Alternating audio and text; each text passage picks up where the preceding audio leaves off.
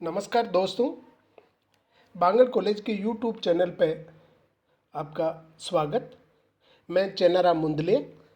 आज के इस वीडियो में अपन विधानसभा की गठन एवं संरचना यानी राज्यों की जो राजनीति है उसके अंदर जो कानून बनाने वाला महत्वपूर्ण निकाय है उसका गठन कैसे होता है, उसकी संरचना क्या है, इसके बारे में अपन विस्तार से चर्चा करेंगे। तो आइए शुरू करते हैं आज का वीडियो।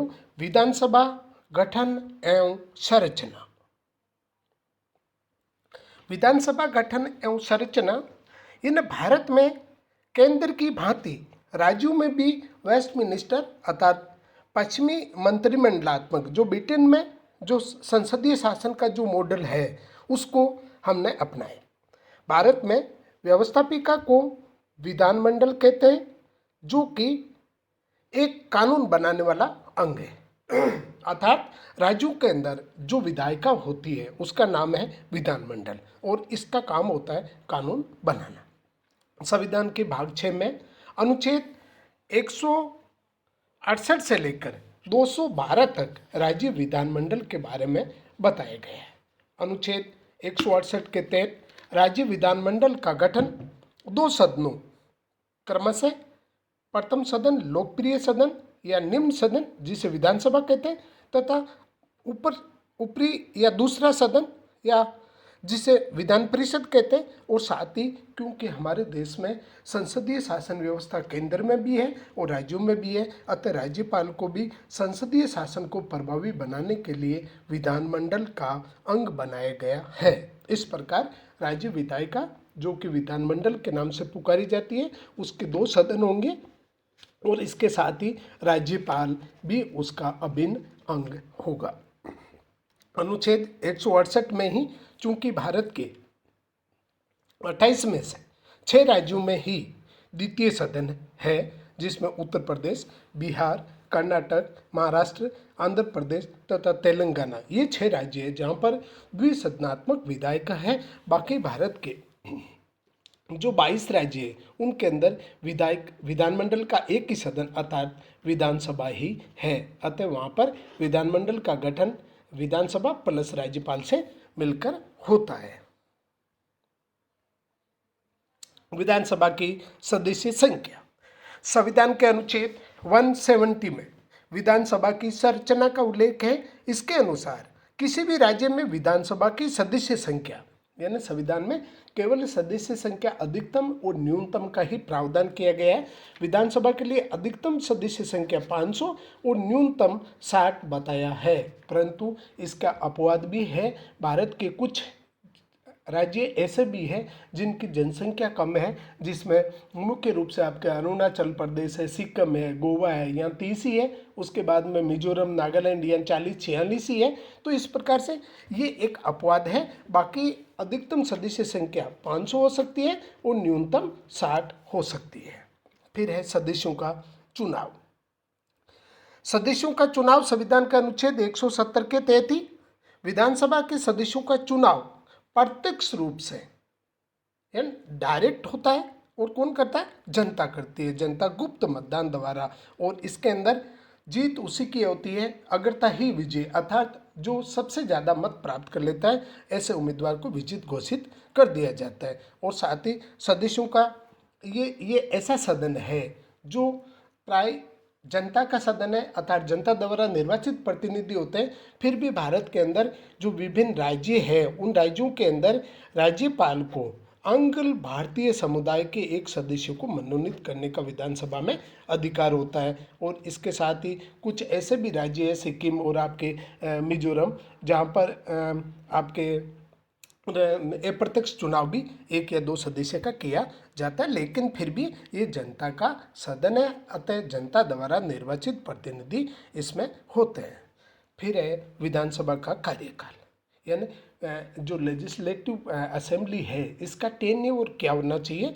तो संविधान का अनुच्छेद 172 विधानसभा का कार्यकाल बताता है और इसका कार्यकाल शुरू होता है इसके प्रथम सत्र की प्रथम दिन अर्थात जो पहला बैठक होती है उस दिन से लेकर 5 वर्ष होता है। परंतु जब देश के अंदर राष्ट्रीय आपात होता है तो संसद कानून बनाकर इसका कार्यकाल एक समय में 1 वर्ष के लिए बढ़ा सकती है, परंतु जब आपातकाल समाप्त हो जाता है तो इसका विस्तार 6 माह से अधिक नहीं किया जा सकता है और उन 6 माह के अंदर विधानसभा के चुनाव करवाना जरूरी है। इसके साथ ही विधानसभा को समय से पहले ही यदि सरकार बहुमत खो देती है या मंत्रिपरिषद के परामर्श पर या मुख्यमंत्री के कहने पर राज्यपाल के द्वारा भी विघटन कर दिया जा सकता है। फिर है विधानसभा सदस्य के लिए योग्यता। संविधान का अनुच्छेद 173 नंबर 1 जो योग्यता है वो भारत का नागरिक हो, उसकी न्यूनतम जो आयु है वो 25 वर्ष, ये 2, और थर्ड जो है कि अनुसूची 3 के अनुसार निर्धारित प्रारूप में उसने शपथ ली हो। इन 3 योग्यताओं के अलावा संविधान में उल्लेखित है, इसके अलावा योग्यता निर्धारित करने का अधिकार संसद को दिया है। संसद ने 1951 के अंदर जो जन प्रतिनिधित्व अधिनियम बनाया था, इसमें समय समय पर संशोधन किया और इसके तहत अन्य अर्हताएं या योग्यताएं या शर्तें निर्धारित की गई है। फिर है विधानसभा का कोरम या गणपूर्ति। संविधान के अनुच्छेद 189 में ये उल्लेख किया गया है कि विधानसभा का कोरम अर्थात विधानसभा की बैठक बुलाने के लिए न्यूनतम कितने विधायक या सदस्यों की उपस्थिति जरूरी है, उसको कहते हैं कोरम या गणपूर्ति। तो ये होती है उसकी कुल सदस्य संख्या, यानी कितनी सदस्य संख्या उस विधानसभा की निर्धारित की गई है, उसका 1/10वां यानी 10वां अंश या 10 सदस्य। क्योंकि जिन राज्यों की विधानमंडल की सदस्य संख्या कम है, जैसे अपन का 60 से भी कम है, तो उनके लिए 1/10वां अर्थात 10वां अंश के स्थान पर न्यूनतम 10 सदस्यों की उपस्थिति आवश्यक है। अब अपन देखते हैं राजस्थान की विधानसभा जिसमें 200 सदस्य और 200 सदस्यों के लिए 10वां अंश कितना हो गया, 20 हो गया। तो 20 सदस्यों की उपस्थिति जरूरी होती है। राजस्थान में विधानसभा एक परिचय। हम देखते हैं कि हमारी राजस्थान की विधानसभा का गठन कब हुआ, इसमें कौन कौन से महत्वपूर्ण तथ्य हैं, इसके बारे में। राजस्थान में विधानसभा का गठन, क्योंकि हमारे यहाँ पर जो राज्य के अंदर विधायिका है वो एक सदनात्मक है अर्थात प्रथम सदन ही है। दूसरे सदन के बारे में अर्थात विधान परिषद के बारे में 2012 में विधानसभा ने प्रस्ताव पास करके संसद को भेजा, लेकिन उसका गठन अभी तक नहीं हुआ। तो इसका पहला जो हमारी विधानसभा थी उसका गठन होता है 3 मार्च 1952 को, और उस समय विधानसभा की सदस्य संख्या थी 160। फिर 1956 में अजमेर का विलय होता है। राज्य पुनर्गठन अधिनियम के बाद में राज्य बे श्रेणी से ए श्रेणी में आ जाता है। तो 1957 में जब दूसरी विधानसभा के चुनाव होते हैं तो 160 से बढ़ा करके जो सदस्य संख्या वो 176 यानी 176। तो दूसरी और तीसरी जो विधानसभा के चुनाव है उसमें विधानसभा की सदस्य संख्या 176 रहेगी। उसके बाद में चतुर्थ एवं पंचम जो विधानसभा के चुनाव हुए थे उनमें सदस्य संख्या हो जाती है 184। और उसके बाद में हम 1977 में जो छठी विधानसभा के चुनाव हुए थे उस समय सदस्य संख्या 200 की गई थी, और आज भी हमारी विधानसभा की सदस्य संख्या 200 है। प्रथम विधानसभा चुनाव में कांग्रेस जो कि सबसे बड़े दल के रूप में उभरा 82 स्थान प्राप्त किया। उसके बाद में सेकंड जो महत्वपूर्ण पार्टी थी वो थी राम राज्य परिषद जिसने 24 स्थान प्राप्त किया। साथ ही यही प्रथम विधानसभा के चुनाव इतने महत्वपूर्ण थे कि सबसे ज़्यादा यदि निर्दलीय प्रत्याशी जो स्वतंत्र उम्मीदवार विजित हुए थे तो वो भी पहली विधानसभा में ही हुए थे, और उनकी सदस्य संख्या लगभग 35 के करीब थी।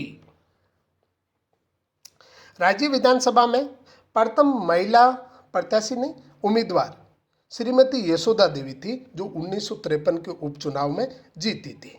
प्रथम महिला अध्यक्ष विधानसभा की सुमित्रा देवी बनी थी। उसके बाद में प्रथम महिला मंत्री कमला बेनीवाल, प्रथम महिला मुख्यमंत्री वसुंधरा राजे सिंधिया जो कि 2003 से 2008 एक टेन्योर, उसके बाद में 2013 से 18 सेकंड टेन्योर, 2 बार मुख्यमंत्री रही है। राजस्थान विधानसभा के प्रथम जो अध्यक्ष थे, स्पीकर जो थे, वो नरोत्तम लाल जोशी थे तथा उपाध्यक्ष लाल सिंह सक्तावत थे। वर्तमान में सीपी जोशी साहब विधानसभा के अध्यक्ष या स्पीकर हैं।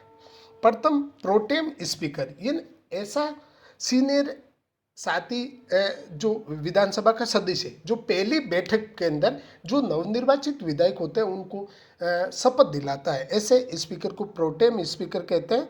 और ये थे पहले संग्राम सिंह जी, और 15वीं विधानसभा के अंदर गुलाब चंद कटारिया साहब प्रोटेम स्पीकर के रूप में नियुक्त किए गए थे।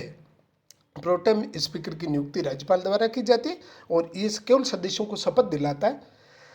भैरों सिंह शेखावत जो कि एकमात्र मुख्यमंत्री जो 3 बार मुख्यमंत्री बनने के साथ साथ प्रोटेम स्पीकर भी बने थे। इन प्रोटेम स्पीकर बनने वाले एकमात्र राजस्थान के जितने मुख्यमंत्री उनमें भैरों सिंह जी शेखावत थे।